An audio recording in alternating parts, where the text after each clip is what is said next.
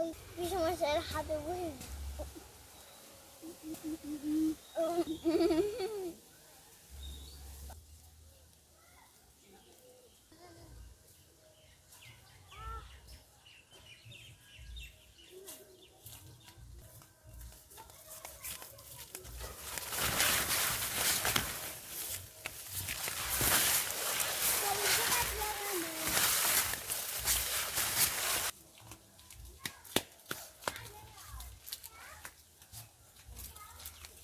পেয়ারা হয়েছে, পেয়ারা খাবি নাকি তোরা? হ্যাঁ হ্যাঁ হ্যাঁ, আমি গাছে উঠতে পারি। আমিও বড় বড় পেয়ারা দেখ। কে কে খাবি? কে কে খাবি? আমার এইটা। আচ্ছা কত পেয়ারা আছে, কে কোনটা খাবি খা না। সবাই পেয়ারাগুলো খেয়ে বলতো কেমন টেস্ট। হেভি মিষ্টি।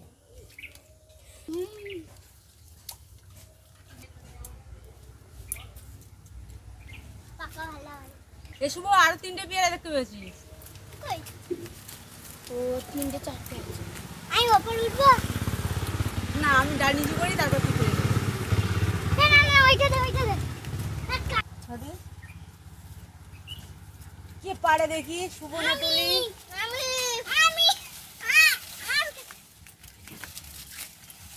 দেখ দেখ ও পারে, দাঁড়া দাঁড়া দাঁড়া একটু। আল্লাহ তুই হাত পাবি না, সরে একটু দেখি। ওই তো ব্যাস। আরো আছে ভালো মুন্ডা।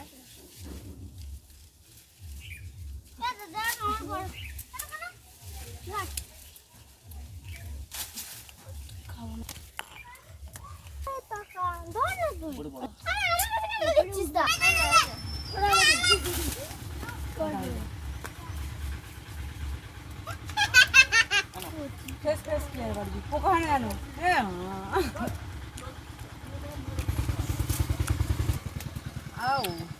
এটাকে হ্যাঁ এই কালার ব্যাস। আরে কালার নষ্ট হয়ে যায়। তোর আন্ডারে রাখলাম।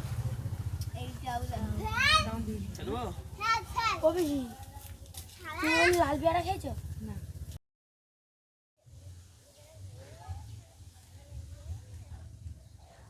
ওর উপর লোভ লেগে আছে না?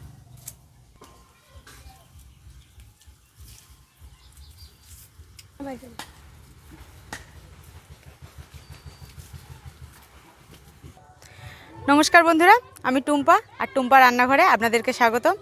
এই ছোলা কচু বাগানে চলে এসেছি। তো এখান থেকে কিছুটা কচু শাক তুলে নিয়ে গিয়ে চিংড়ি মাছ দিয়ে একটা অসাধারণ রেসিপি আছে। তো বন্ধুরা প্লিজ পুরো ভিডিওটা আমার সাথে থাকুন। তো এখন কিছু কচু শাক তুলে নেব।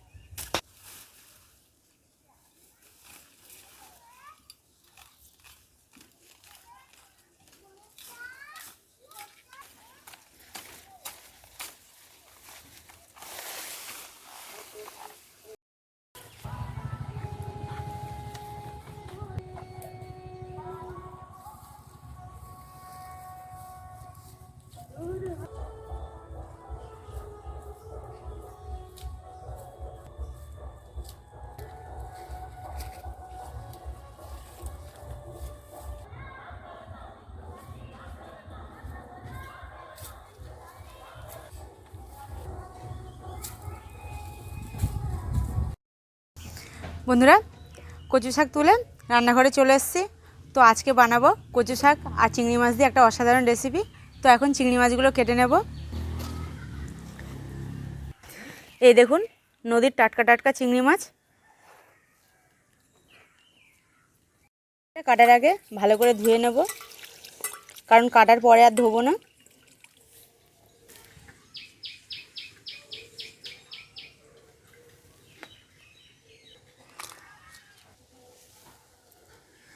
চিংড়িটা প্রথমে এই খোসাটাকে বাদ দিয়ে দেব, তারপর এই পাগুলো, পিঠের খোসাটাও বাদ দিয়ে দেব, সবশেষে লেজটা বাদ দিয়ে দিলাম।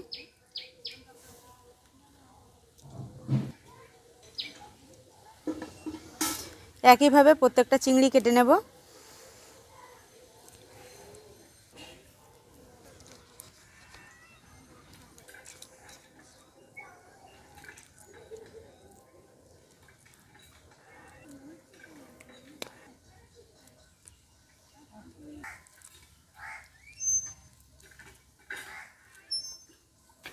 চিংড়ি মাছগুলো আমার কাটা হয়ে গেছে। এরপর এই কচু শাকটা কেটে নেব।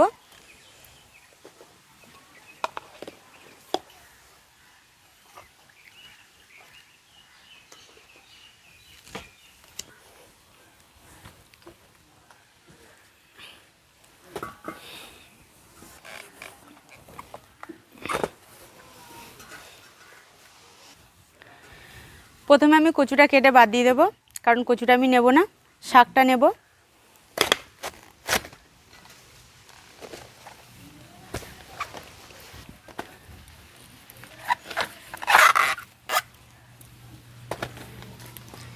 এরপর শাকটাকে ছোট ছোট করে কেটে নেব।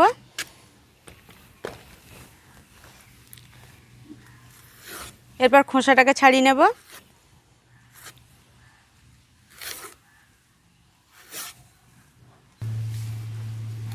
এরপর ছোট ছোট পিস করে কেটে নেব।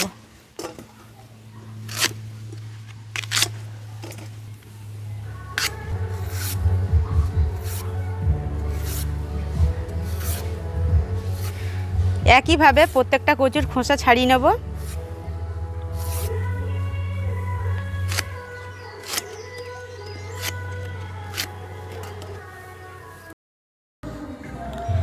আমার কচু শাকটা ভালোভাবে কাটা হয়ে গেছে। তখন ভালো করে ধুয়ে নেব, ধুয়ে নিয়ে রান্নাটা চাপিয়ে দেব।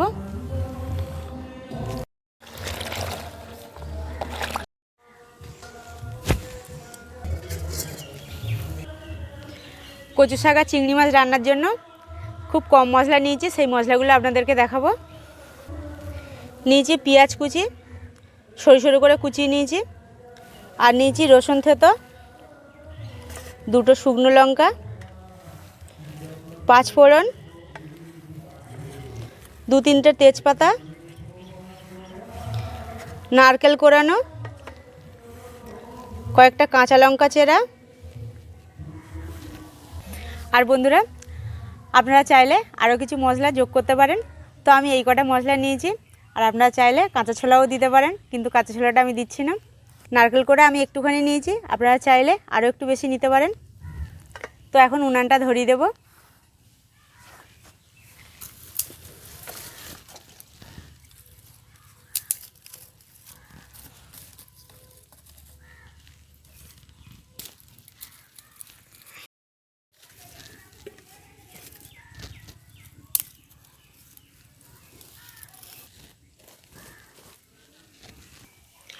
উনানটা জ্বলে গেছে, এখন কড়াইটা চাপিয়ে দেব।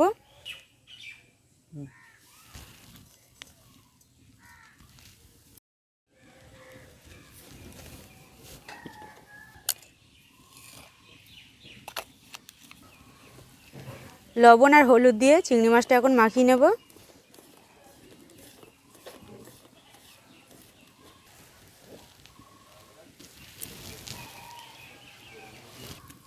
কড়াই গরম হয়ে গেছে, কড়াইয়ের মধ্যে এখন তেল দিয়ে দেব। তেল গরম হয়ে গেছে, এখন আমি চিংড়ি মাছটা ভেজে নেব এবং একটু হালকা করে ভেজে নেব।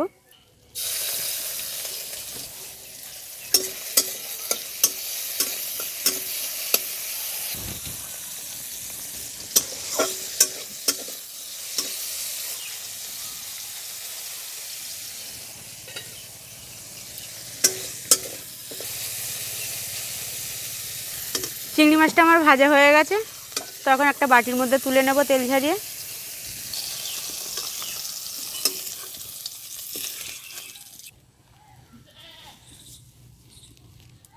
কড়াইয়ের মধ্যে অল্প একটু জল দিয়ে কচু শাকটা সিদ্ধ বসিয়ে দেবো।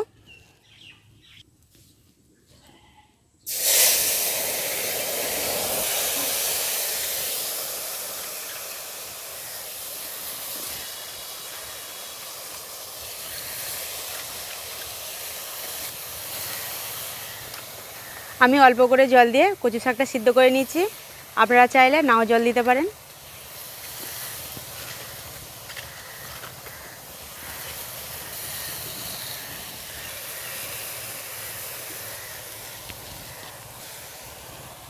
এখন কচু শাকের মধ্যে একটু লবণ দিয়ে ঢেকে দেব,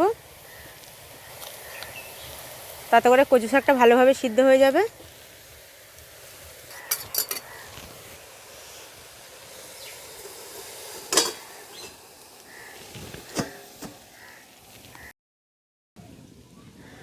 দশ মিনিট মতো ঢাকা দিয়ে রেখেছিলাম, তো এখন ঢাকনাটা খুলে দেখব কচু শাকের কী পরিস্থিতি।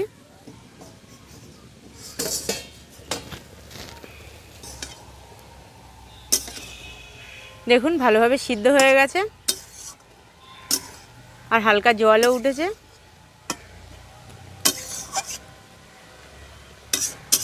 তো এই অবস্থায় কচু শাকটা আমি এখন নামিয়ে নেব।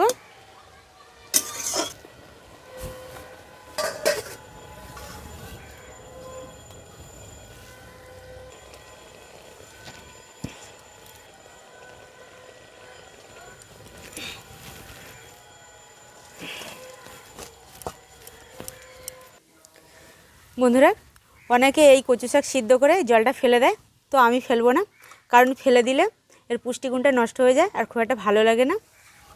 তো আমি এই অবস্থায় রান্না করব।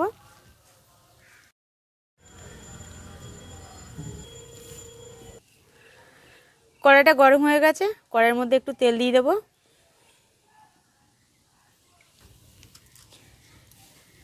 এবার তেলের মধ্যে এক এক করে মশলাগুলো দিয়ে দেবো। প্রথমে দিয়ে দেবো পাঁচফোড়ন, তারপরে দিয়ে দেবো তেজপাতা, এরপর শুকনো লঙ্কা দিয়ে একটু নাড়িয়ে দেবো প্রথমে। এরপর দিয়ে দেবো পেঁয়াজ কুচি,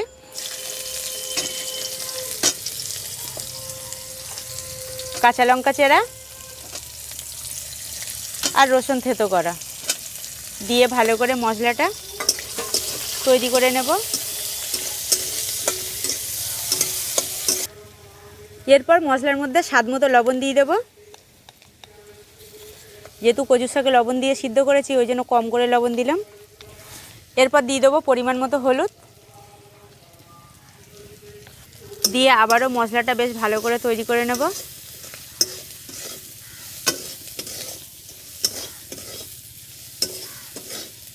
এরপর মশলার মধ্যে দিয়ে দেবো নারকেল কোড়া,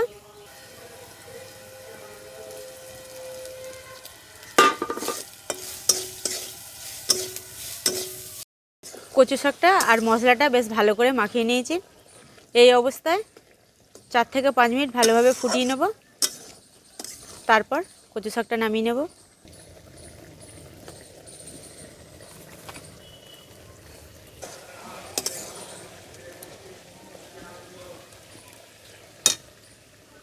কচু শাকটা ফুটতে শুরু করেছে, তো কচু শাকের মধ্যে ভেজে রাখা চিংড়ি মাছটাও দিয়ে দেবো। দিয়ে ভালো করে কচু শাকের সাথে চিংড়ি মাছটা মিশিয়ে দিলাম।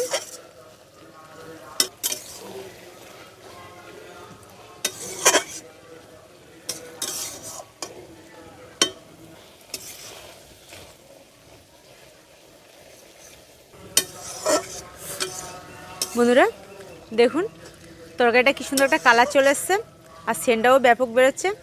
তো এই অবস্থায় ঘন ঘন নাড়তে হবে, না হলে নিচে ধরে যাবে আর পুড়ে যাবে, খুব একটা ভালো লাগবে না খেতে। তো তার জন্য এরকম ঘন ঘন নাড়তে থাকতে হবে।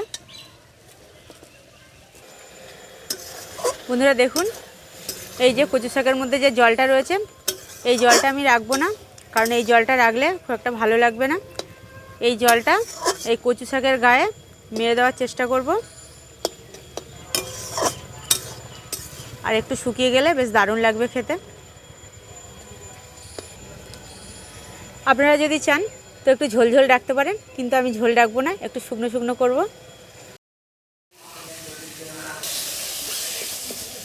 আমার চিংড়ি আর কচু শাকের রেসিপিটি পারফেক্ট হয়ে গেছে।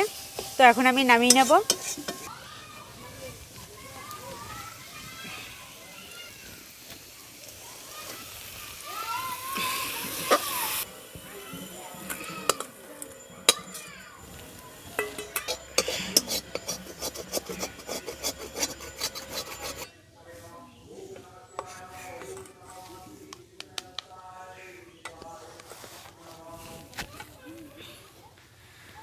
তো বন্ধুরা, আমার রেসিপিটি প্রস্তুত হয়ে গেছে। তো আমি এখন টেস্ট করে দেখব কেমন হয়েছে।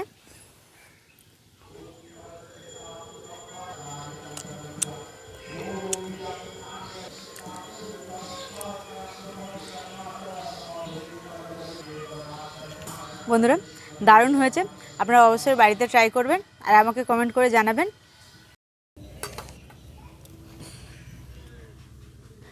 আর নিত্য নতুন ভিডিও পাওয়ার জন্য আমার চ্যানেলটাকে সাবস্ক্রাইব করে রাখবেন আর পাশে থাকা বেল আইকনটিকে ক্লিক করে রাখবেন। দেখা হচ্ছে নতুন ভিডিওতে। নমস্কার, ধন্যবাদ।